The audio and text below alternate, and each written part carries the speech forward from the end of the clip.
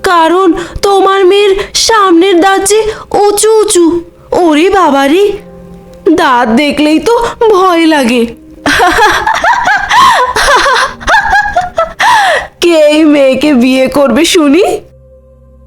ভাবি, মুখ সামলে কথা বলো। এ বুড়িমা, সেই দিন রুহির মেয়ে মীরার দাঁত উঁচা নিয়ে কি না অপমানটাই করেছিল এই মহিলাটা। তাদের মনে অনেক আঘাত দিয়েছে সে, তাই আল্লাহ এই মহিলাকেও একটি দাঁত উঁচা মেয়ে দিয়েছেন। রুহি, ও রুহি। কাজীহাটা নামক এক গ্রামে এক কন্যে থাকে মীরা আর তার মা। গরিব হলেও পরিশ্রমী আর সৎ। কিন্তু মীরার একটাই দোষ, তার সামনের দাঁতগুলো একটু উঁচু। তাই শুধু পাড়ার প্রতিবেশীরা মীরার উঁচু দাঁত নিয়ে ঠাট্টা করে। একদিন, কি গো রুহি বেগম, মেয়েকে নিয়ে কোথায় যাচ্ছ শুনি? কোথায় আর যাব বলো ভাবি, দেখতেই তো পাচ্ছেন মেয়েটাকে নিয়ে স্কুলে যাচ্ছি। মেয়ের পিঠে স্কুলের ব্যাগ দেখলেই তো বোঝা যায়, তাই না?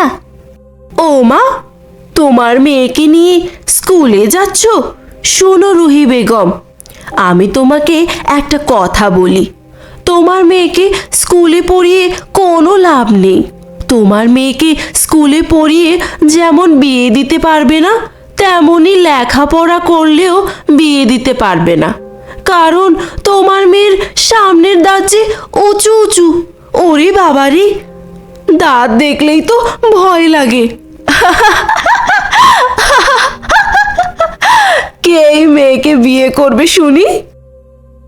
ভাবি, মুখ সামলে কথা বলো। আমার মেয়েকে পড়াশুনো করাবো কি করাবো না, বিয়ে দিতে পারবো নাকি পারবো না, তাই নিয়ে আপনার এত মাথা ব্যথা কেন? আমার মেয়েকে সৃষ্টিকর্তা যেমনই দিয়েছে তাই নিয়ে আমি সন্তুষ্ট। কারণ তিনি ভালোবেসেই আমাকে দাঁত উঁচু মেয়ে দিয়েছেন। আমি আপনার মতো মূর্খ মহিলার কথায় আমার মেয়ের পড়ালেখা বাদ দিতে পারি না। কি বললি তুই আমাকে? আমি মূর্খ? গরিবের বাচ্চা, যত বড় মুখ নয় তত বড় কথা। দিয়েছিস তো একটা দাঁত উঁচু মেয়ের জন্ম, আবার মুখে লম্বা লম্বা কথা। এই বলে মীরার মা আর রেহানা যার যার পথে চলে যায়।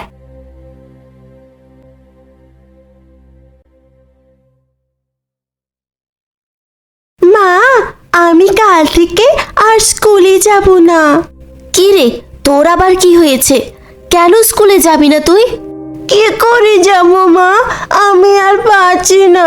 আমাকে স্কুলে অনেক মেয়েরা, এমনকি স্কুলে আসা যাওয়ার সময় যার সাথেই দেখা হয়, অনেকেই আমার দাঁত নিয়ে হাসাহাসি করে।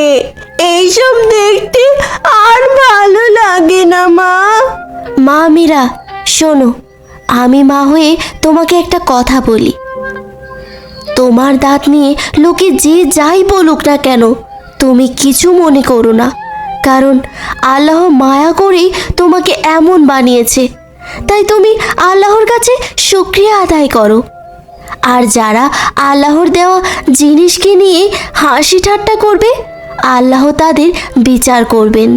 আচ্ছা মা, আমি আর কখনো এইসব নিয়ে মন খারাপ করব না।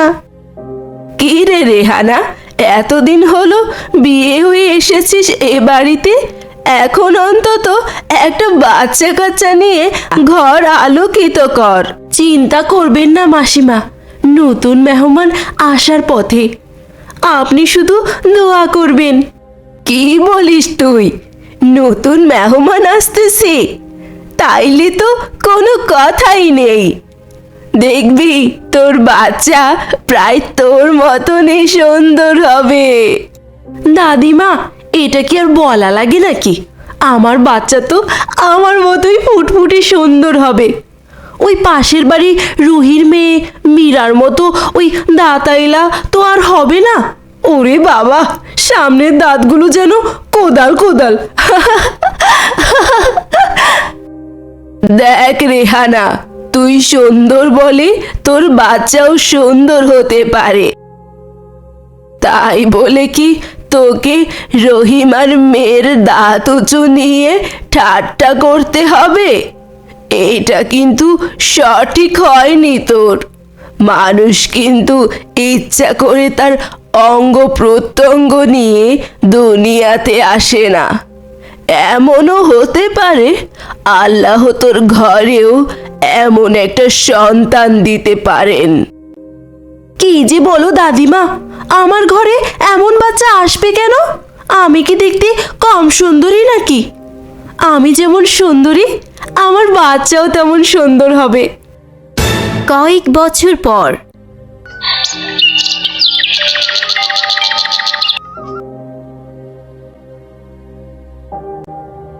হায় আল্লাহ, এসব কি হচ্ছে আমার সাথে? মেয়েটির দাঁতগুলো দিন দিন উঁচু হয়ে যাচ্ছে। আমি বুঝে গেছি এটা আমার পাপের ফসল। রুহি আর তার মেয়েকে কি না অপমান করেছিলাম আমি সেদিন। তারা ক্ষমা করলেও আল্লাহ আমাকে ক্ষমা করবে না। যাই হোক, একদিন ক্ষমা চেয়ে নিব তাদের কাছে। কি গো, তোমাকে এত চিন্তিত দেখাচ্ছে যে?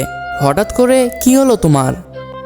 দেখো, মেয়েটার সামনের দাঁতগুলো যেন কোদালের মতো হয়ে যাচ্ছে, কেমন জানি উঁচু হয়ে যাচ্ছে।